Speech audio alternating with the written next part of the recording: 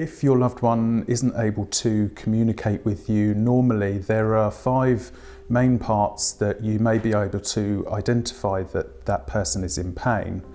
You can look at their face. They may be frowning or creasing their eyes up tightly shut. Their body may be quite tense or stiff.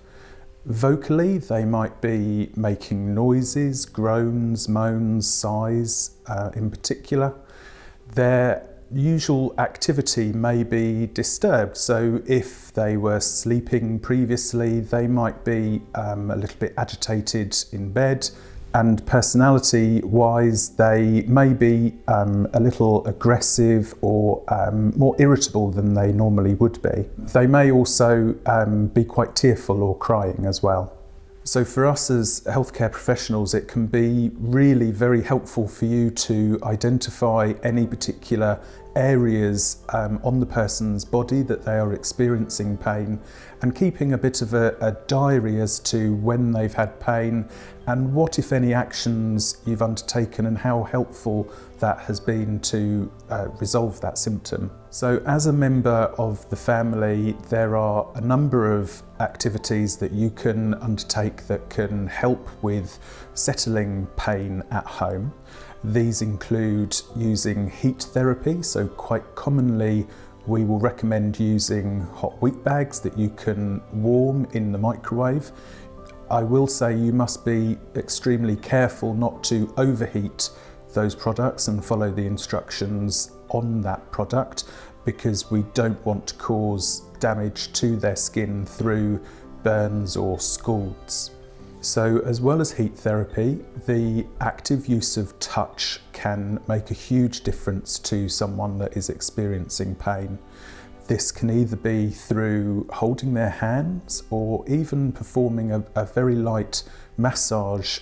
Usually to hands tend to be the easiest location and the most reassuring location to be able to administer that therapy.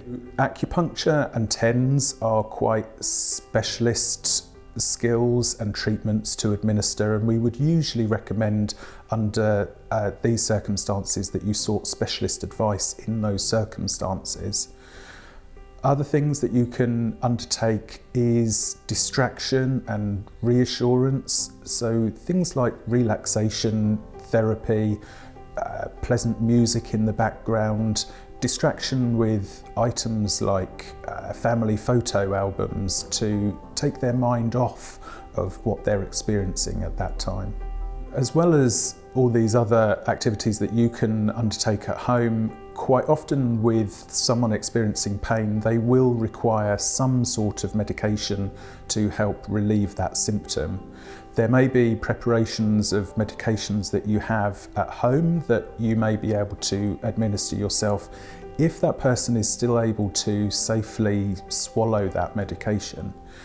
If that isn't the case, then you will need to call for community nurses to visit yourselves at home to administer medication in an injectable format to help reduce that symptom for a period of time. You yourself may be feeling particularly anxious yourself in these situations, and that sensation is quite easily transferable to the person that's suffering from this symptom. So it is really very important for you to try and remain as calm and reassuring to the person as possible, so that you're not adding to the severity of the symptom that they're experiencing.